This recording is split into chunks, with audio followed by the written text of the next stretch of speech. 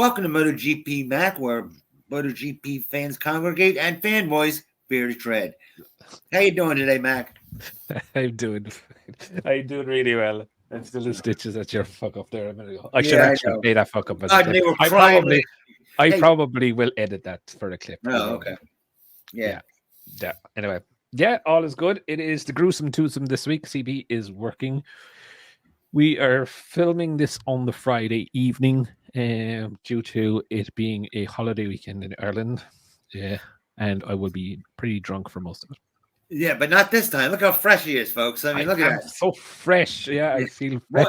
I won't be able to shut him up. He's just going to, once he starts, he's just going to go down like a snowball rolling down a hill. That's it. And look, we've loads to talk about. Yeah, you're kidding.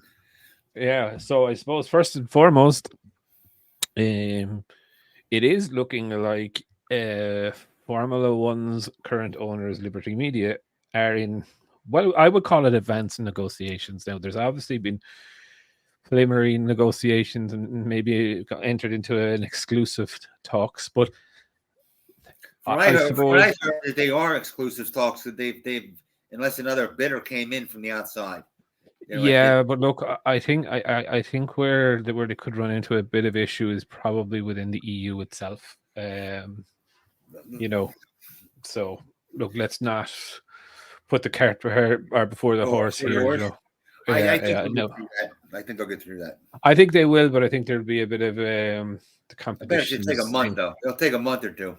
Oh, it'll take a while. I don't think there will be like, hey, by the way, it is now Liberty Media rather than Dorna Sports. Maybe tomorrow, But no, look, I think I don't think it'll take 3 months. I don't think it'll take that long. I think it could. I think, I especially with EU law. His track record, when they want something, they just change the rules. Yeah, but they can't. They can. Okay, it's very different now. Dorna deciding, I want to do this, than getting through the EU. The EU is fucking unbelievably slow. So, I think it'll be good for the sport. I think it will be run as a business and an entertainment thing, which is not necessarily a bad thing. Yes. But I suppose the other side of it, but maybe bad, is that the show comes before everything else, I'll tell you what, I'll bet you cash money. You're not going to get the which I, by my hammer on, they're not going to get the influence you had before. Nobody's going to start walking in. When you walk in and you buy a business, you have to assert yourself. I'm head honcho, right? So you're not going to put up with any influencing you right off the get-go. You got to set yourself up as the chief cook and bottle washer. That's any company. That's across the board. Well, look. Like I saw how Liberty Media did it first time in Formula One, right? And literally, they took Bernie Ecclestone out of the game straight away, right? And that's what they'll do with Old Man Dorna too. When if they do purchase it, right, it will literally shift over. The power will be to this, and then it will go to that nothing is decided unless Carmelo decides it. To Carmelo, we're only inviting you to the meeting as a courtesy rather than as an input. And they're very, very good at doing that, right? So I've seen it like I would. Well, look, like Bernie Ecclestone was the Carmelo Espeleta of Dorna, right? Yeah. Nothing happened in Formula One unless Bernie said so, right? Right. Old Man Dorna is pretty much the same. Same thing, yeah. And Liberty held him. How to say it? They put him to pasture fairly quickly. So, look, I have no doubt, but like the sum of $4 billion is quite cheap. In what you're looking at, what its potential is, like Formula One, I think it's like 20 billion or something now. Yeah. So realistically, in that thing, the only that like, and I do genuinely though have concerns with the EU, in certain bids of the takeover, and especially around kind of what the industry of it is, especially. I don't know either. Is it for just MotoGP or is it for all Dorna race series as well? Do you know what I mean? So it would be very interesting to see over the next couple of weeks, months, what actually happens. But I don't think this is something that's going to be done in a month. I think it's going to take some time to dot the I's and cross the T's, etc. But look, it's very number 3 months on it. I think 3 months is a definite good thing, but I still reckon, look, they're not going to come in, buy it, and take it over this year. I don't think they're going to do it. I think they will towards the end of the season. Yep. I think where all the focus will be on the racing rather than what's going on. But I definitely think it's interesting. But and look, what Liberty have done with Formula One has been night and day, and where it is, the technology, fans' access to it, and again, I suppose how fans feel, are bringing fans to the sport. You know, it is about putting bums on seats in the racetracks, but it's also about having people switch on online. You know, embracing different types of social media. You know, like I see a lot of Formula One YouTube channels out there that they might in a 10-minute video, they might use 5 or 6 minutes of footage of like 30 or 40-second clips, and they're not actually copywriting, infringing them. Do you know what I mean? They're kind of embracing what people are talking about it. People are talking about it as a good thing, right? Yeah. So now, look, they still screw you if you try to stream their content, right? Races and stuff which is fair enough. But they give creators a bit of space, I suppose. To right, that was a great idea, and it's in the company have to be big enough. And I don't know the nuts and bolts of it. I'm not going to tell you I do, but they were talking about having a preview type of maybe even an exhibition during an F1 race of a MotoGP race. You know, I think I went in there. I do. Yeah, and I do know. Look, and I do know. Like, this is why Dorna doesn't come as a surprise to myself. Is like I know it was broken a week or a couple of weeks ago that there was interested parties, right?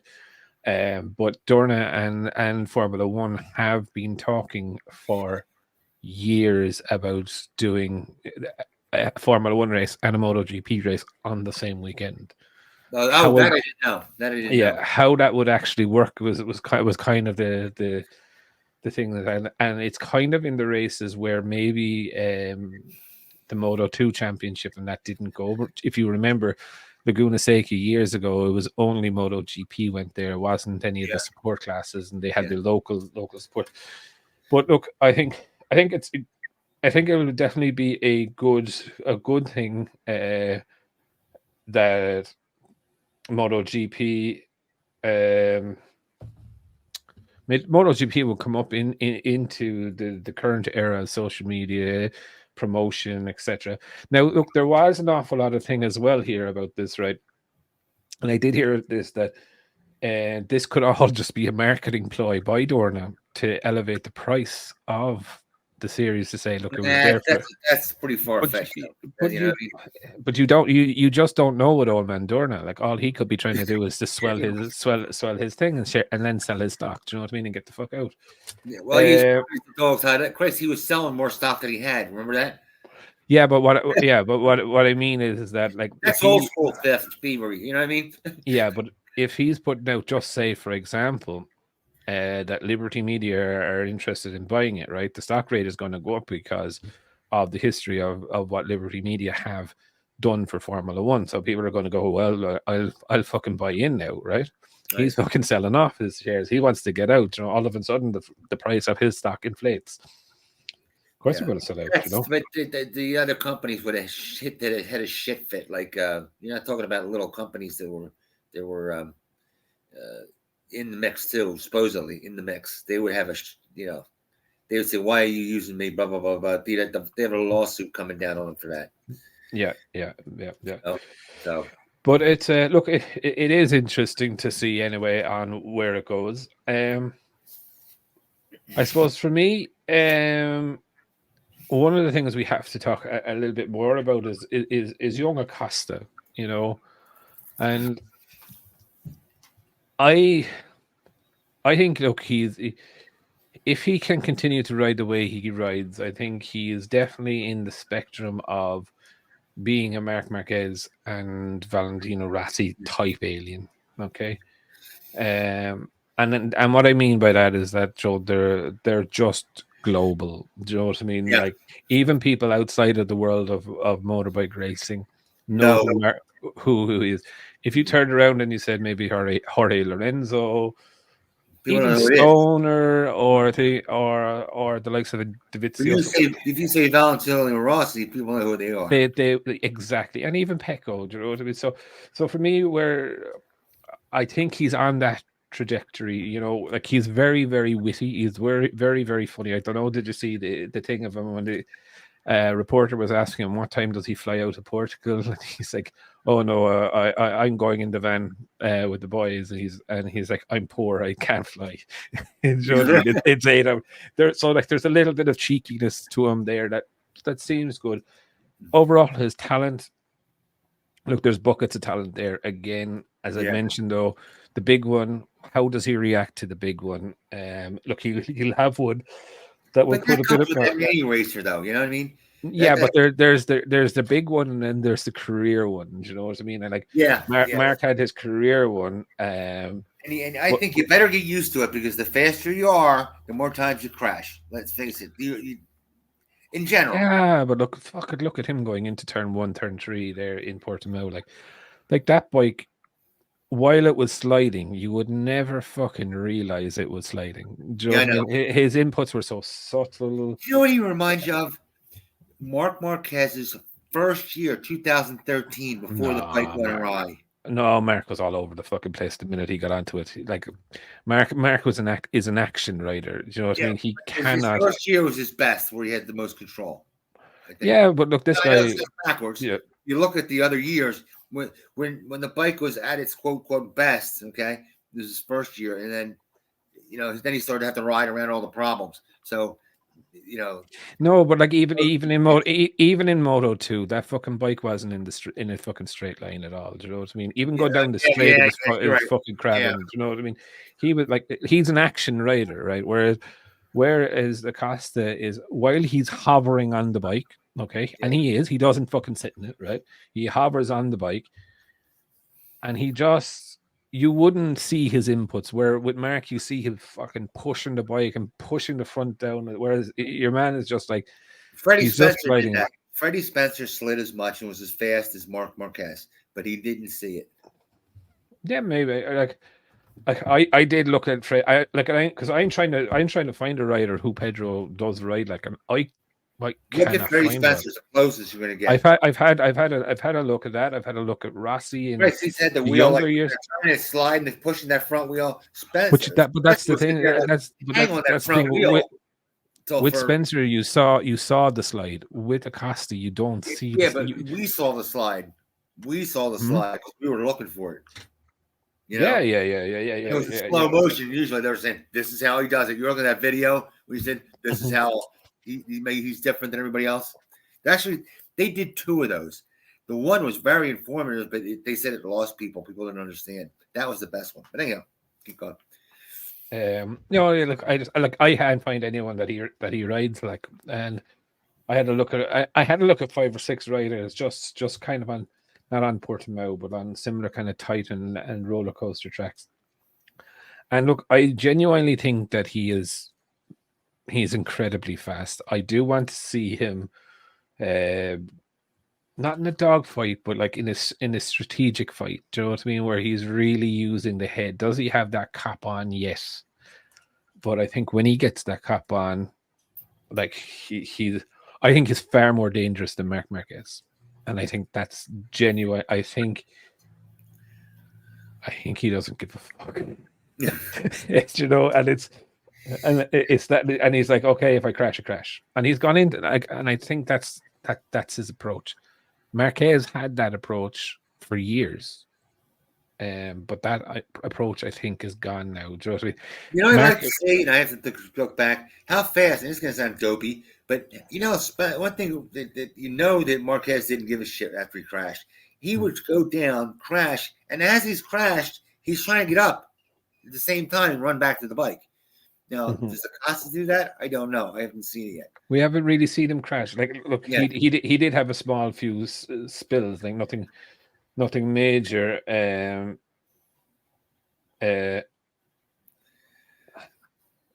But it's just like, like I know he's very, very hard to put a pin on and say this is who he is. I think he's being the best version of himself, which is very unique in this kind of style. When you look at it all the way through people's career, they ride like this or they do this or they take. He seems to have kind of kicked the doors open and says, "I'm going to be me. I'm going to ride my way. I'm going to do it in my style." Which is good. What's shocking to me is how he kicked the door in MotoGP, your toughest one. We didn't know, or at least I didn't know. I didn't see it in Moto3. I saw he was good. Okay, Moto3. I saw he was a little better and good. Maybe an alien. Maybe on the cusp of being an alien.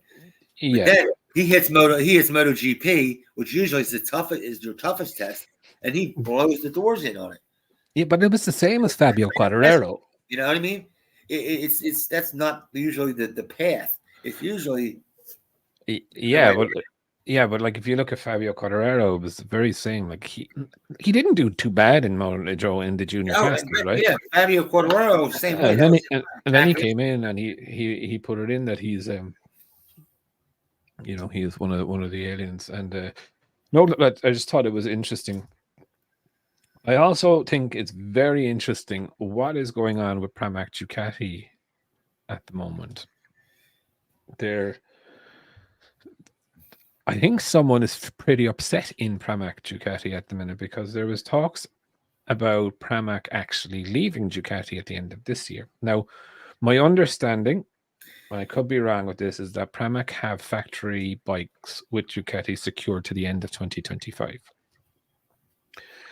But apparently, Lynn Jarvis was talking with Mr. Pramac.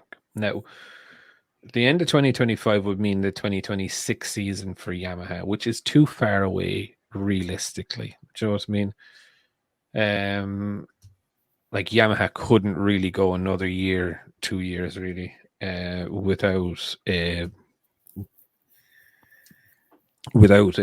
factory or a second satellite team. So it is, I think, pretty interesting that someone, and I think a lot of this is brewing from the automatic assumption that Aldeguer will go to Pramac. And like what I can say I would be fairly confident in saying this, that Jorge Martin will not be with Pramac Racing. Yeah, they said that next year. I think the managers say that flat out. Well, no, it was said by Gavin Emmett actually. That he definitely reckons that, like Martin says, I want to be in a factory colors or I will look elsewhere. But it's kind of coming out from Pramac is that Martin will not be with them next season at all. You know what I mean?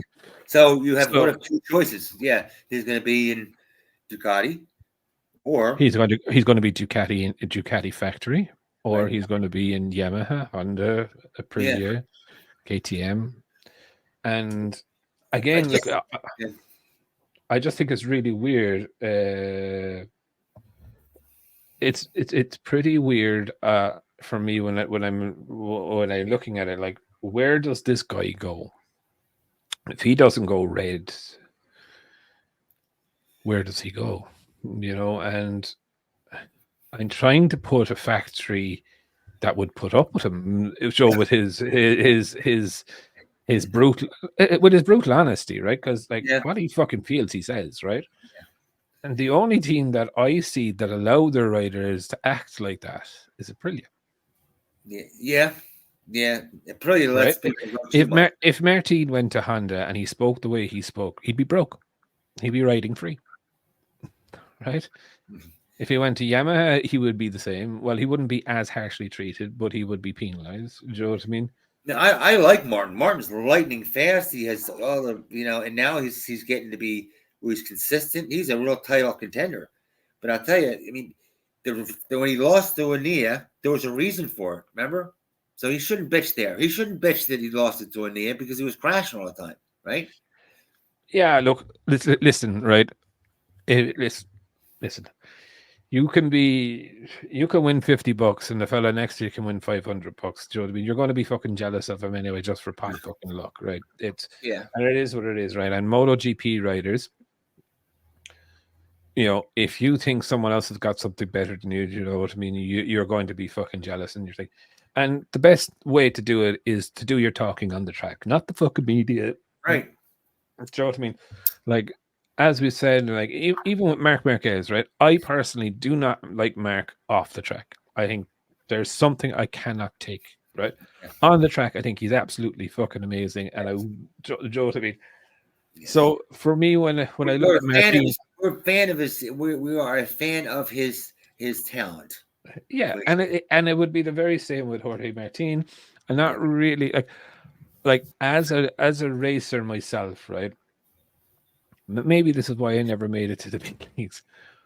But if we win and lose together, do you know what I mean? And if I have a fucking problem with my team manager or team owner or whatever, that's between me and him. Do you know what I mean? I don't need the media. I don't need this. I don't need that. And you go and you have those words. And it really does irritate me when riders who have a privilege of having the best equipment on the grid start fucking whinging. Do you know what I mean? So, and I'd be like, go ride a Honda. Do you know what I mean? You think your life is bad right now? The fanboys will be whining and crying. He say something bad about a Honda now. Christ. Yeah, but you know what I mean? It's like you're in a privileged position. And even the fellas that are in a Honda, right? Yeah. There's fucking hundreds of millions of thousands of billions of people that have only dreamt of being in their position, even if the bike, even if it's crap, right? Yeah. So, look, it is a privileged position that they're in, and look, it's one of the things I always say to my young fella about football is like 0.0001% of the world's people that play soccer get to the professional level of the Premiership and all of this. Just do it because you love it, right? Right. And don't take it too seriously. It's not the fucking end of the world. But again, and at this stage, right, where the lads are there, they're in a privileged position. Like I just feel this, that if Jorge Martin just shut his mouth, Ducati would love him.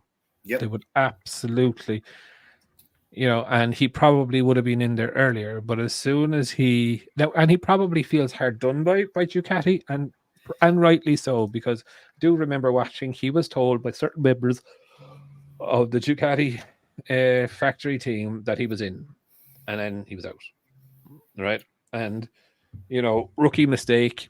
Yeah. So until you sign that contract, you ain't in. Do you know what I mean? You can fucking believe whatever you want to believe. You can click your heels together 3 times and go to fucking Kansas or wherever the fuck it is. Yeah. But he has to understand as a human being that Anea was winning, or and he was not finishing races. Now, but look, it's this year. I would think. Well, I would have him saying, "Why didn't I get it this year?" This year, if I was Ducati, I would have picked this time around. Yeah. But the problem this time around, right, is you have the likes of everyone else available. Yeah. All right. Like Fabio Quartararo on a Ducati. How valuable is that? Marc Marquez on a Ducati. Bezzecchi on a Ducati. Do you know what I mean? There's so much, in my view, value around the place. They're talking about that too. It's really surprising. It just, for some reason, it doesn't register with me with Quartararo and Ducati. And I guess it doesn't. But I think he's going to be in the same sort of position as Marc, right? Because he's going to be in this fuck off wage scales of, I can take maybe 10 million from Aprilia. Oh, okay. And I may win that championship. Mm-hmm. Or I could take 3 million from Ducati and be in a great shot at taking that championship. Right? Yeah. And Quartararo is a racer, right? Right. He's won one world championship. One, right? And you don't kind of feel legitimate till you have a minimum of 2 in the class. Do you know what I mean? To say that one wasn't a fluke. Yeah.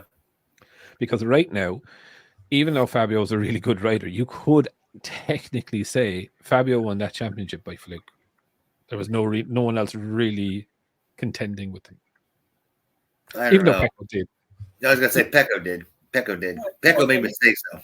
Anyone that wins it once, you can write it like Mir. Mir won it just by consistency. Mir backed into it, though. He did, but like you can hear the whistle, beep, beep, beep.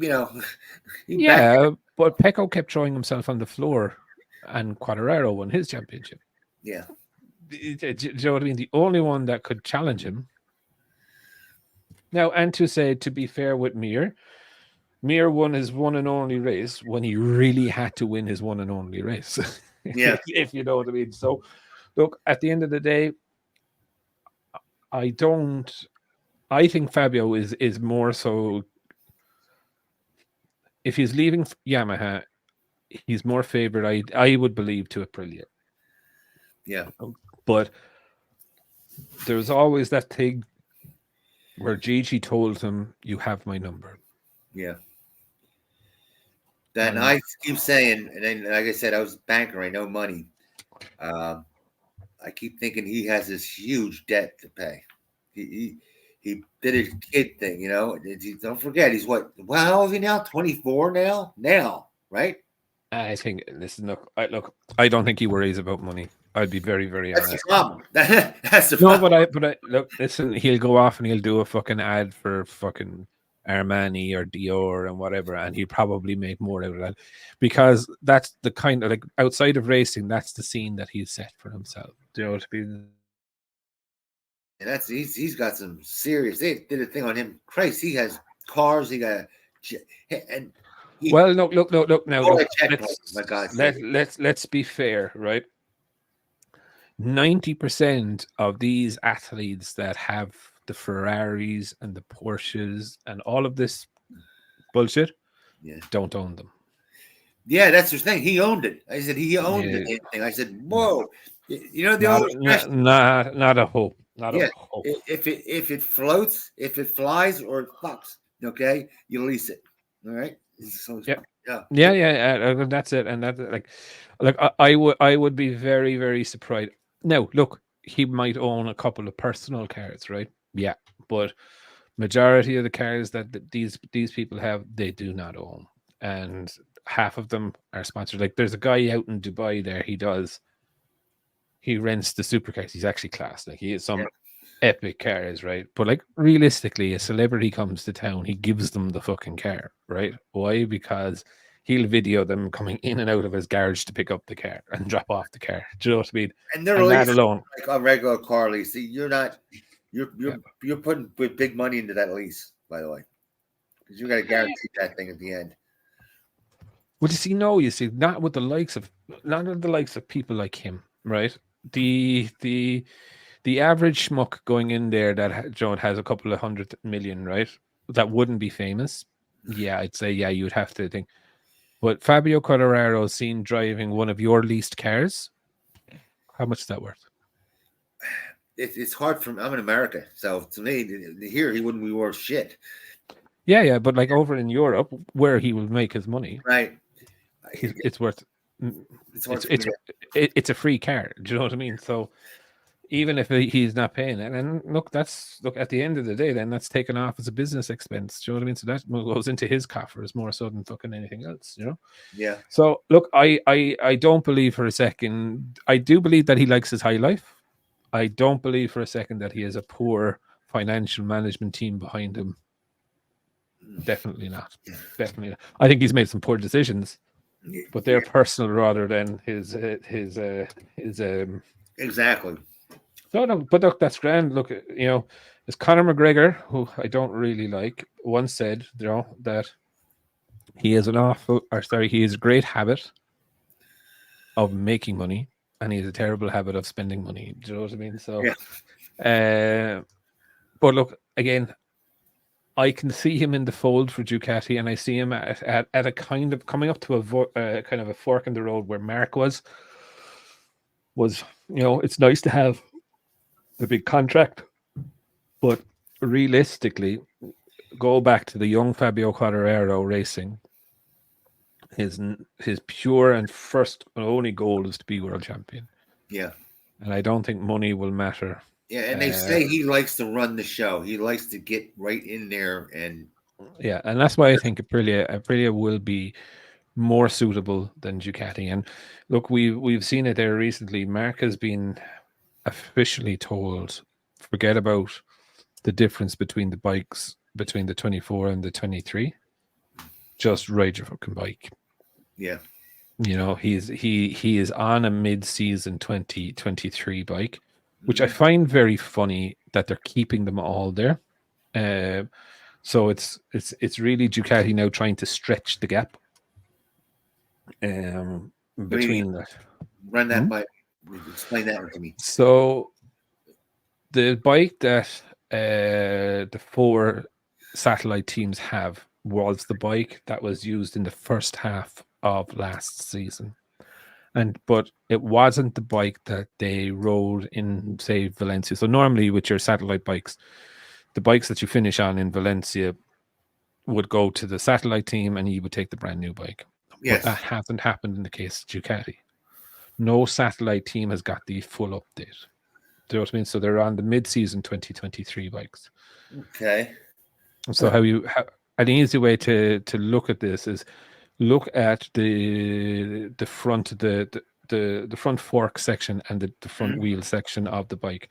The front, like Mark doesn't have out the little side winglets coming out of the fork. Neither does Alex or the VR46 boys. And the second thing is, if you look at where the front brake disc is, you will see the flap that comes down, the aero flap comes down, is a straight down flap. Yeah. Whereas on the 23 B spec, I will call it, has it actually curved outwards.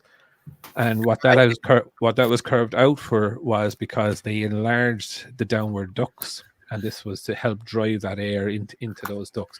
So when you look at it and you watch it, they're half a season update behind on the satellite bikes. Now, what I think is what'll be interesting to see is what will happen at mid-season this season. Like when Ducati bring out the next spec 24, will the lads be updated to the 23? Right. So end of season spec. And if not, then that's Ducati then starting to stretch the gap, if you know what I mean, because what they don't want to have is at the end of the 2024 thing that they're only just half a season behind by upgrading. Does that make sense? Yeah. So I think that's how to say, it's pretty interesting what's going on there. It's very unlike Ducati, if you know what I mean. And I think we're just going to have to wait and see. Like could possibly Ducati see Mark as a threat, or could they see I won't say as a threat, that's the wrong word, but if Mark is fighting for the championship, what upgrades are they going to give him? Are they going to give him upgrades? Then, like I said, they made the 24 supposedly made this big jump, and that's not normal. So the 25, okay, if it doesn't make a big jump, is it going to be all that much better than a 24 that's been sorted next year? Do you see what I'm saying? But you see, this is my point here. Next season, at the start of next season, are the teams that are in the satellite teams going to get the early 24 rather than the sorted 24? Okay. Because what the teams, I'm assuming they would get the sorted 24, but you're right. Well, maybe not. I don't know why they would. So why have they given the? But you're missing my point here, right? Oh, right now, Yeah, why right now, Marquez not have the yeah. Marc Marquez has the early 23, not the sorted 23. Oh, yeah, you're right. I thought he did have.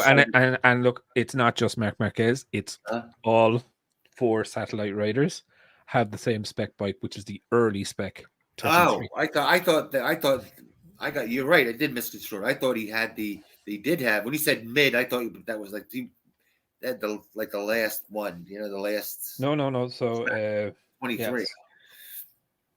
Yes. No, so it's kind of. It kind of doesn't really make sense to me why they would do it. It kind of, maybe it is conspiracy theory. Maybe it is proper order that they're like they're now actually customer spec bikes. Do you know what I mean? But if you're not bringing it out now, if you're not going to bring out the late spec 23, when do you bring it out? But why would they bring it out? Why would you leave him why would you leave Marc Marquez with the early spec 23 if you have because he's a customer spec? He's a customer spec rider. But you want him to win. They don't care. They have a Ducati winning. I would still use it if I was in his shoes. I still want to have him as a backup. You know, not with his he's a good caliber rider, and they took him with all that. They had all the problems getting him in there. So if you look at it, right now, the only factory Ducati rider not performing is Franco Morbidelli. The rest of them are. Yeah. So technically, you don't need to put Mark on that spectrum. Sorry. Look, I just think it's very weird, and I agree with you. I think it's very weird that the riders are not on the final spec. Yeah. 23, right? But saying that, with Ducati have them all on the early spec 23, if you get me. So it's not. So no one is being disadvantaged or advantaged. Good eye, by the way. It's hard to pick up stuff with that blue color, that baby blue. Did you notice that? I don't know. Just yeah. I'm getting older, right? It's hard to pick up nuances or something like in that color. Yeah, look, a lot of it is dictated off the front wheel, and you'll see it off the front wheel what they're running. I just know it because I've seen him, and I've been measuring things on the screen with the vernier calipers. So I don't know if you ever get a Sleepwalker bought me a vernier calipers, yeah, so that I can measure things on the screen and compare. Thanks, Sleepwalker. Yeah. Now, talking about updates, I thought KTM's updates were quite good. Really, really interesting. And are they getting stronger or what? KTM as far as the engineering? Yeah, it's in engineering. Like, you can definitely see there's a different mentality, even compared to Aprilia and Ducati. But there's a real different risk taking mentality in how they're doing their aero.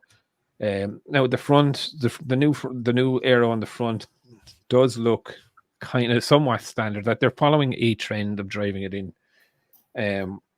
but the aero at the back is definitely, like, there is no doubt in my mind now, right? If you look at the rear wing on the KTM and Gas, it is a Formula One. Yes, it is. It is. It is 100%. Yes, Formula One. You saw that on, I guess it was on Facebook, or who the hell did it? Was on Facebook. It was on a couple of places. And Christ, it looks like you just drove up behind a car. Mm-hmm. Yeah. But, and like, I did it would not surprise me. It would not surprise me one day if KTM made a jump and like leapfrogged over Ducati the way they've been rocking and rolling. I think what will be very, very interesting. I don't see them doing it before 27, right? Ducati have a March then, but when everything changes, I think they become the most daring, right? And the most daring ones, it can either be a fucking shitbox, or it could be fucking brilliant, right? But I think what's so good about them is that they're going to have an absolute crack off it. The carbon frame, I'm kind of more satisfied now that they're actually covering up the aluminium end caps of it. with just with a cover, but it was very hard to see during the race weekend. Simon kept blowing on about it as well. Yeah, but they're trying to cut the pattern. They said it's trying to cover the pattern of the carbon fiber. No, it's not. It's not. That's what I read. It was underneath. They're trying to cover the pattern of the carbon fiber. No, I had a look at it, and when I had a look at the bolts, so the cover is definitely bolted on. And when you were looking at where the engine mount was, you can see that it's actually full aluminium there, right? And then also where the rear set comes in, you can also see that it's aluminium, that it's mounted. Now, technically, it could be carbon fiber wrapped aluminium. Do you know what I mean? Yeah. And that's kind of where I think this is that it is carbon fiber. There's a cover over the join then of it just to throw people off. Yeah. But I don't think it's like, I don't think you could make something that thin, that strong. Do you know what I mean? With the amount of flex that's going to go through. Oh, no. Yeah. Joe, so I think I do think there's a good chunk of aluminium or aluminum, depends what side of the fucking world you're in. So, but look, I think it's really refreshing. They wanted something really strong and really thin. They go for a coating. They'd go to chrome moly steel. Yeah, but it still weighs too much. Now, look, it's the perfect place to have the weight too. Do you know what I mean? I'm saying you can do it so thin with that chrome moly steel. The weight would be an ounce, maybe. Yeah. Now, talking about thin, there was a picture of the naked Ducati frame for 2024, and I think it was Oxley was in the right place at the right time and snapped it. Now the picture isn't great, but look, it is pretty interesting. Like the frame is only 2 or 3 mils thick. Like it's not. Yes. It's not a massively thick frame. Comes down where the engine mount is, and it's like a little teardrop of fucking metal. It's in contrast. Well, I think it was the Honda was like an big yeah. And Honda and Yamaha are like that, and it just kind of like I'd say someone in Honda or Calyx, is like, fuck. Oops. So like definitely kind of you can see from it like they are still using the engine as a stress point. Oh really? Yeah. Oh, here you go. Yeah. Turn it upside down there a little bit. Yeah. But like, it's definitely using the engine as a major stress point of the chassis. So it is really cool. Look, it will be interesting to see what comes out of that from other manufacturers. But yeah, look, I thought KTM's stuff was absolutely mega. Do you know what I mean? The other thing then as well is that I was laughing about the Pecco and Marquez incident. Look, people are kind of losing their minds about it, and it's a real. I'm sorry. And listen, you can back me up on this. Wasn't I going to say this year? I said I'm going to be on. I'm a Marquez fan for his talents, but I'm going to be up his ass for dive bombing and bash passing. Right? But It was not a bash pass. It was a racing incident. Yeah, I genuinely believe it's a racing incident. Like people are losing the plot a small bit about it. Look, for me, it's two guys going for the same piece of tarmac. You know, Mark ran wide, Pecco. And now, look, I genuinely do believe that if Pecco didn't turn inside, he was going to hit the back of Marquez, right? Because Mark was slowing up as fast as he could, right? And so Pecco moved inside him. Pecco was not near the middle of the corner, as in the apex curve. Do you know what I mean? He was looking to the late apex. Mark was coming back online, and then you could see it from the replay. Mark couldn't see Pecco, and Pecco couldn't see Mark. Do you know what I mean? I said that. I don't think they even saw each other. Yeah. It was like, oh, we were there. You know. So, look, and I just think that they both were penalized the same because they both scored no points. Do you know what I mean? And it's 50-50. I thought it was funny that people tried to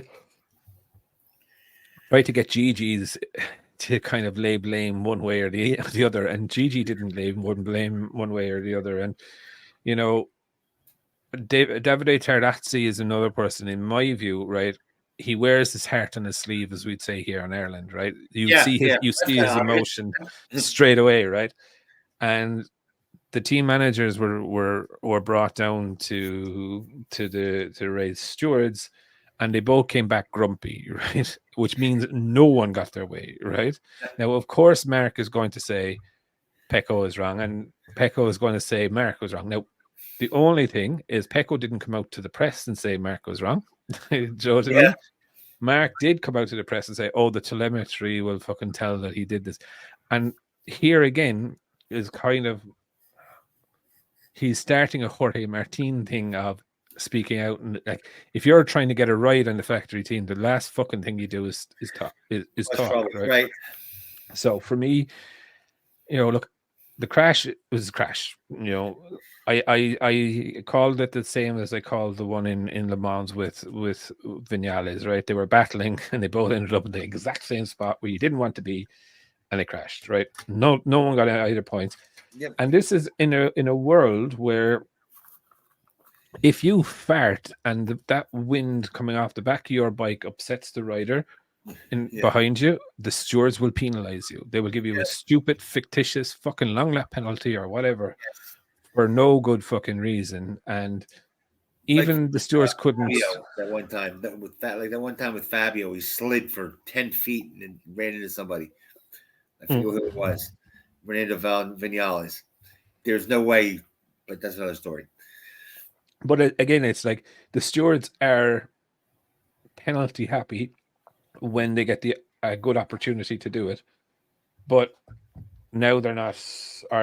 Now they're an accident does happen and there was no action, right? And at the end of the day, we can all sit on the fence and say he was right, he was wrong, he was right, he was wrong. At the end of the day, it doesn't really fucking matter what you say or what you think. The stewards decided there's no penalty.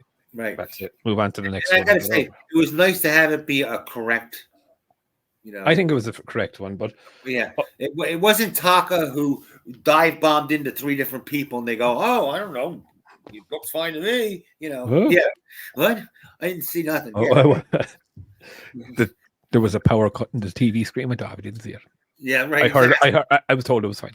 Yeah. The other guy I loved that one when they said, "Well, another guy hit his brakes just as hard." Well, what the hell is that with being? Is the price of eggs? Yeah. Now, look, I am conscious that we talked about Martin, but I have to say one thing about Martin. That was probably the best race I've ever seen him do in Sunday's race. I think it was the most mature. Like he was metronomic. He was just fucking absolutely brilliant. Even if people had tire left, there was he had plenty in the tank to go again. Do you know what I mean? Go faster. He wasn't squirrely either. He didn't get squirrely at the end. He gets squirrely. He wasn't. Yeah. He was sliding, but he was just. He was controlled. He was calm. Yes. He was like it was definitely one of the best rides that I have seen from him. Now the other thing that I wanted to talk about was like Mav. You see Acosta going at it. Huh? You see him and Acosta going at it. Oh, I think tempers would flare very quickly. Do you know what I mean? I think like it was actually the thing that I was thinking about when I saw them in Parc Fermé together. Yeah. Joe, and they're like laughing at Joe. It was kind of like the Valentino Rossi Marc Marquez thing. So I was like all fine.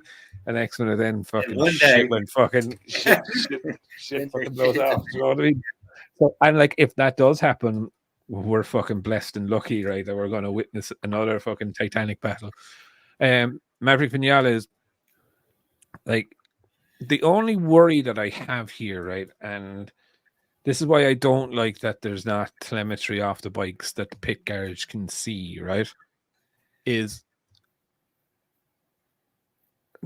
he lost 6 gear early, right, in the race, and he openly admitted it, but he didn't stop. Now, if you can imagine, like, the bike had a problem where when he lost the gear, right, the bike jumped out of gear between 5th and 6th. Okay, Yeah, remember I said they usually have between fifth and sixth. Right. Yeah, But I don't think it was actually something to do with the gears. I think it was actually the selectors were broken in, right? Okay. But what happened then, when he went around the corner, the bike suddenly jumped back into gear and it locked. The gearbox locked solid. Yeah. Okay. Now imagine if he was at 200 miles an hour and that fucking thing locked. Yeah, well, that's the danger of lightening a gearbox that they've been doing. No. Like take that away, right? Because we've done hundreds of thousands of miles of testing and this and that and the other, right? And I don't think fifth and sixth gears have changed drastically in the past year. You know what I mean? It may have slightly, but I think my kind of point is that there's no telemetry coming back to the teams to say if the engine or the gearbox is in trouble, you need to pull them in. Do you know what I mean? You can only get that after. So they can see some sort of stuff, but they can't see everything. And I think it's something that, like, how would I say? If the team see him coming down the main straight every lap, boom, boom, boom, boom, boom, boom, boom, and he's only using fifth gear, they know there's something fucking wrong. Yeah. Do you know what I mean? So, like, anything to do. I'll be honest, I thought they had used the telemetry. I thought they had that online, 24/7. I thought that for the whole race, they have that. They can see what that thing's going to do. They can put it in. No, it's not a lot of it. No, they can't to see because it's mostly to do with the look. There's more computer power now in the fucking motorbike than sent the fucking the first man to space, right? So, but like the bikes are nearly AI, right? You do realize that, right? The bikes are so intelligent now that they can say, "I understand that you want to give me you want me to give you 100% throttle." Right. Firstly, you're bent over at 63 degrees. I'm not going to give you full throttle, right? No. Secondly, we don't have enough fuel to give you full throttle because I do know that I've crossed the line 10 times and we still have another 15 times to go. Do you know what I mean? So the bikes are so intelligent that you're sleeping on the couch. Exactly. It's like the rider is not necessarily 100% in control of the bike anymore. Which is okay. I get it. So I don't have any particular problem with it because I don't want to see someone running out of fucking petrol with fucking 3 laps to go and they're in a titanic battle with someone. Do you know what I mean? So, and now saying that, if they had pit stops and they were refueling, I'm all fucking for it. Do you know what I mean? No, don't bite your tongue. We ever have fucking pit stops? It destroys. Oh, races. Refueling. Oh, no, man, never. That's what's missing. Bite your nose off. That's what's missing from Formula One now. Jesus, I love that. The strategy of how to win a race. Oh, brilliant. Strategy. Oh, brilliant. Strategy and how to win a race. And hillbillies.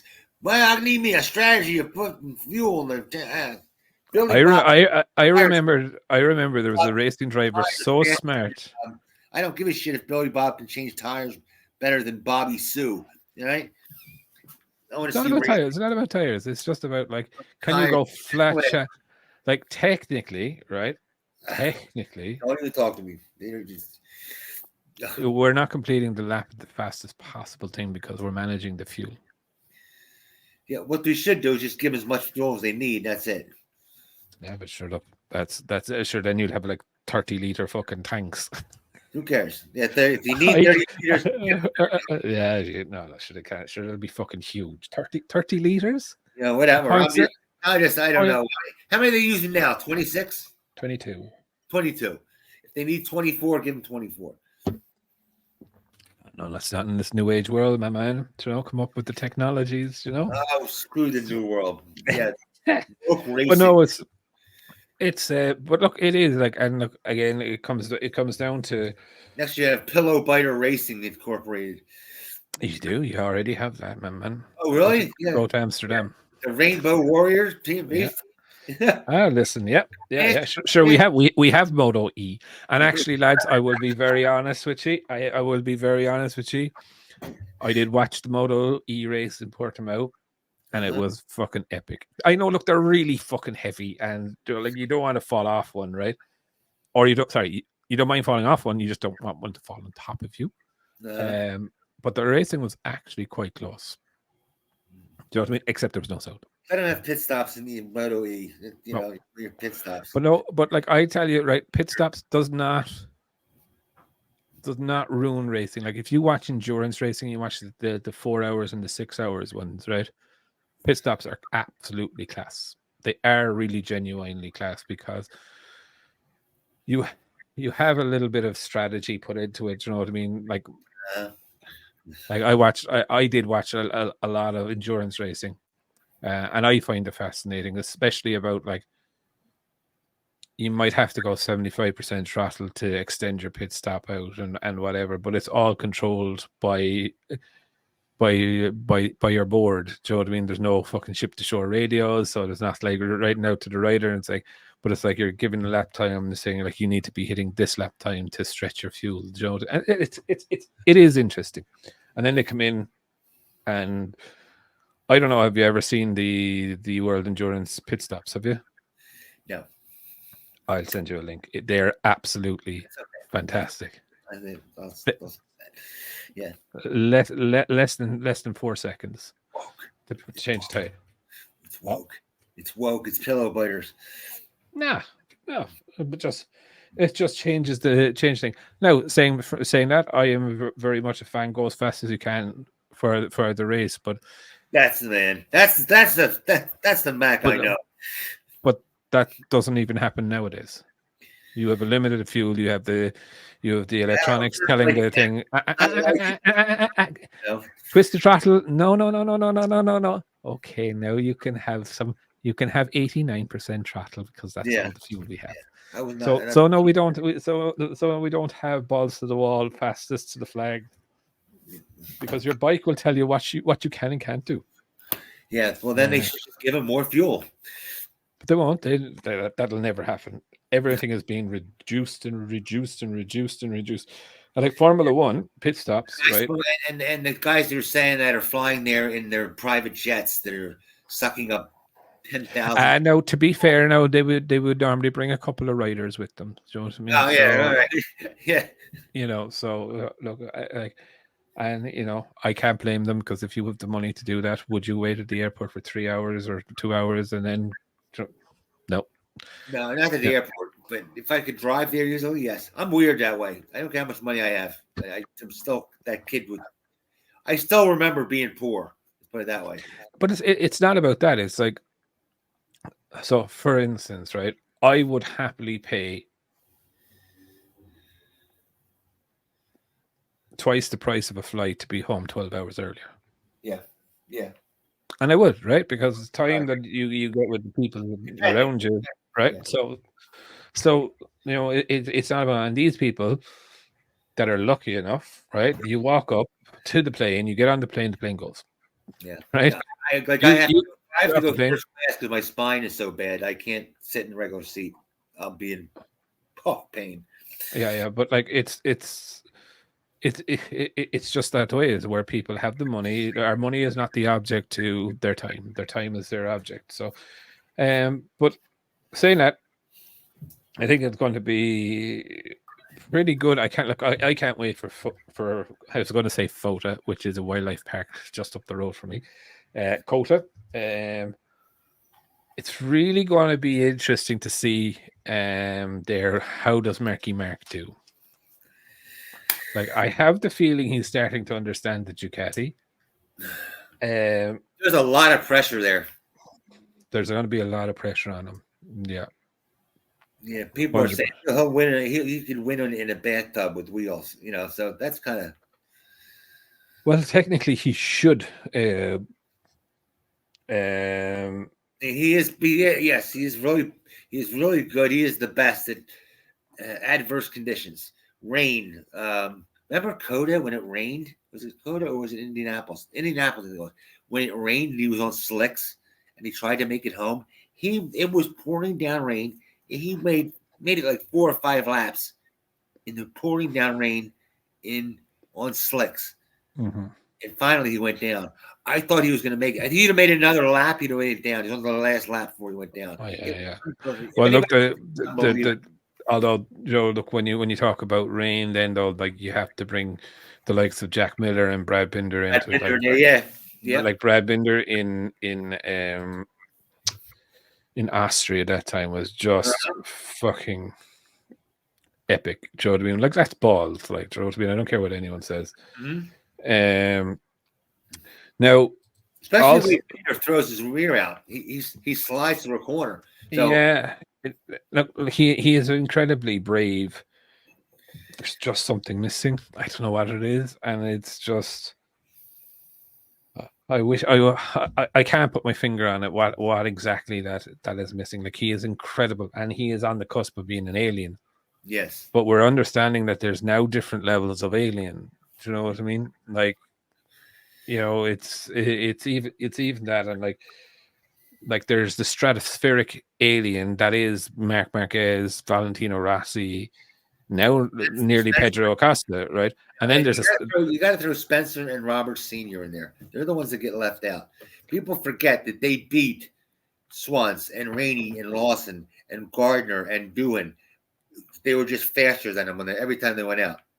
You know, like a second faster. You know, true, but I think though the generations have gone away. You know what I mean? Like, yes, you're right, but I would hedge a bet that majority of people now will go back to maybe Doohan, maybe Schwantz. Do you know what I mean? They wouldn't go back those earlier years. And yes, I do get you, but I think the guys like Schwantz and Doohan, there was a character around them that was also a persona that was put outwards. Do you know what I mean?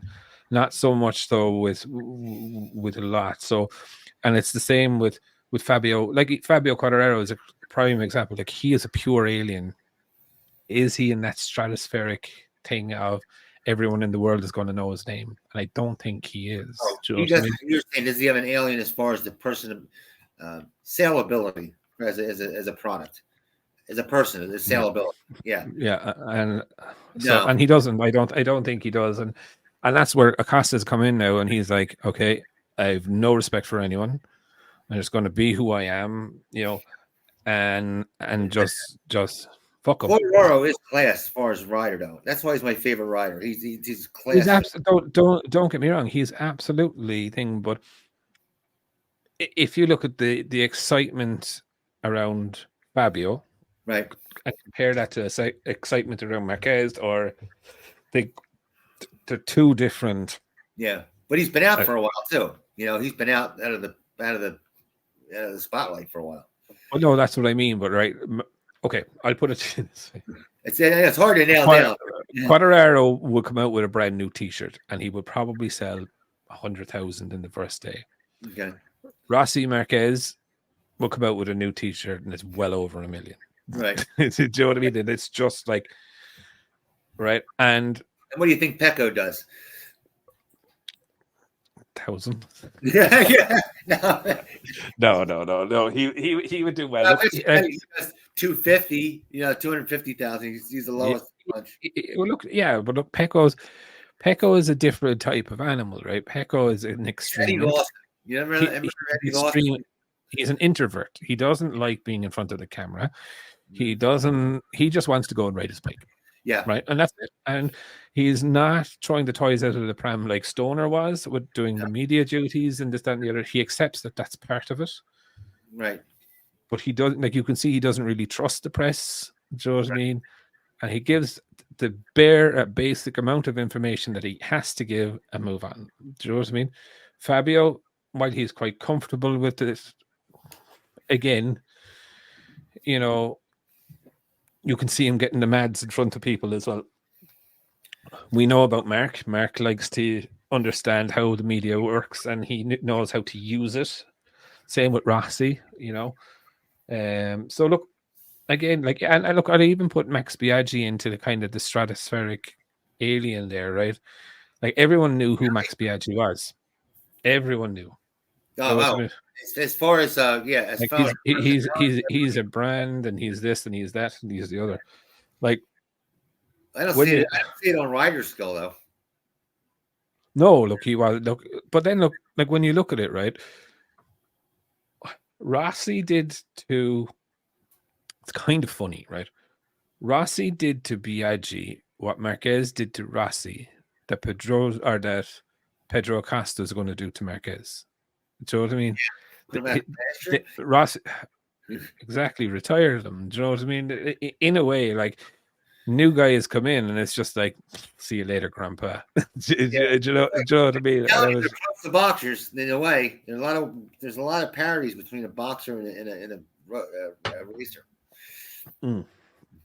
I know. Look, I just think it's going to be fun to see what happens between those, especially between Marquez and Acosta, and Acosta and Martin is probably going to be the epic duel like we saw with Valentino and Biaggi. You know what I mean? I can just see it. I mean, like all the people pointing who did what, when, where, how, blah blah blah blah blah blah. I mean, so I do ask the FIM. I'm available to be a steward. I'm happy to be a rider steward. We might have some fucking common sense and let them fucking race. Do you know what I mean? And I'm sorry, Freddie Spencer does store openings for Honda. Okay, he was a Honda rider for years. He should not be a steward. I'm sorry, it's a conflict of interest. Even if he's as honest as the day is long, it just couldn't they find somebody? No. Look, find somebody else just to make the waters calmer. You know what I mean? Yeah. Look, for me, when I look at it, right, I think personally, and this is something, and it's just a personal thing of me, is that he's too old. He's old school racing that has absolute. Huh? Watch it, buddy. Yeah, you're old too. Yeah, geriatric. You're fucking double Zimmer frame. One to help you go forward and one to help you go fucking backwards. But no, I think like Freddie has never ridden a MotoGP bike. Right? He rode 500s. Get it? Whole different beast, whole different strategy, whole different approach. Like, I think they should bring someone in that's kind of retired and say the past 3 to 5 years. Not fucking Lorenzo now, right? Because he's as biased as the fucking day is long. I was gonna say, yeah. Maybe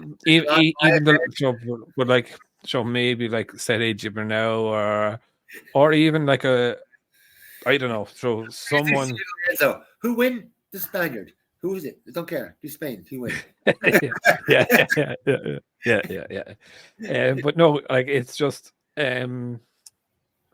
Just for me, it's just like they should just bring in someone that's kind of has ridden these bikes, who understands the strategy of riding the bikes. Yeah, because they're completely different to a 500. Do you know what I mean? And it's now, and I get it. It's good that they have a racer on the panel. I just don't think the second one is relevant. With Dorna is a representative of Dorna. And the third, that's standard. That's standard. That's what I'm saying. And the other one's FIM, correct? Well, yeah. There's. I'm just checking myself. That's all. There would be a number of officials from each segment, so like IARTA, FIM, Dorna, stuff like that. So no, I think. Well, there's only 3. Right? There's 3. They can have up to 6, I think. Really? No, or 6 or 5. Yeah, okay. 5 or 6. Yeah. I don't think they can have an even number. I think they have to have an odd number. Okay. So a decision has to be made. Do you know what I mean? I don't think IARTA had anything to do with it, or they do. Yeah. IARTA, International Road Racing. I think so. Yeah, they will have a representative. Normally the club or the event holder or whatever will have a representative there as well.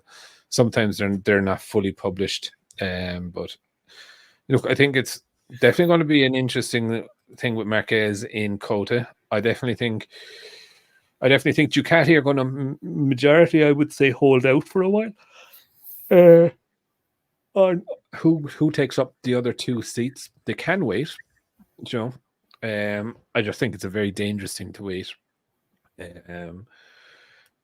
Like realistically, and I say this with a heart and a half, if they right now,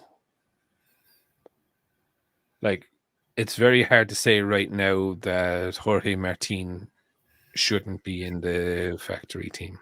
You know, if I was Ducati, I would pick him in a heartbeat, even though he gets his mouth. Maybe I think it would shut him up. It's like a little kid getting his ice cream. A spoiled kid getting his ice cream. But the spoiled kid will always want his second and third and fourth ice cream. Do you know what I mean? So you're feeding a bad behavior. Yeah. Would he want to take Pecco's ice cream? Is another story. You know that famous saying about how to immediately. So if someone turns around and says that they beat you in the race, and they turn around, they're like, nah, I beat you, motherfucker. Joe, that's the way you just turn around and you say, you won because I let you. Yeah. And that's what Ducati need to be kind of in bringing him into the team, is like, you're here because we let you. Yes. You know, but they've made it very clear that Pecco is the golden boy. They signed him on a $10 million contract or whatever it is. Apparently, this was some new guy doing the deal, and it wasn't supposed to be like that. But I don't believe that for a second, right? I don't believe that for a second. That's something you overlook. You know, like these contracts have to go through sign off. Do you know what I mean, for budget and all of this? So it didn't just accidentally happen. Yeah. Extra. How did that happen? Oh. Yeah. So, but look, I think did well. You know, huh?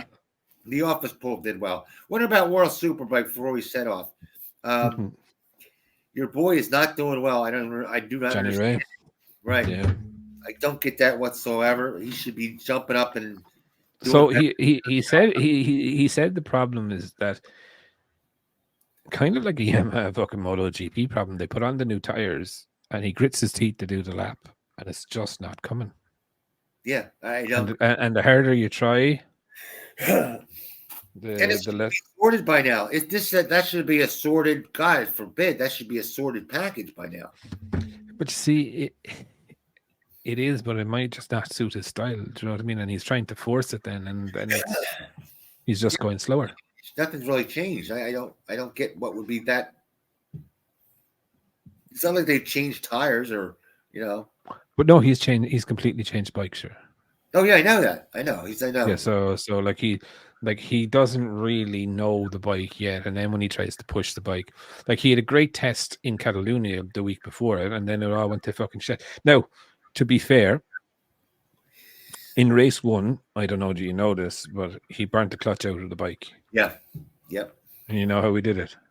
No. He started in 4th gear. Oh, Jesus Christ. You're kidding me. I swear to God. How did that happen? He said that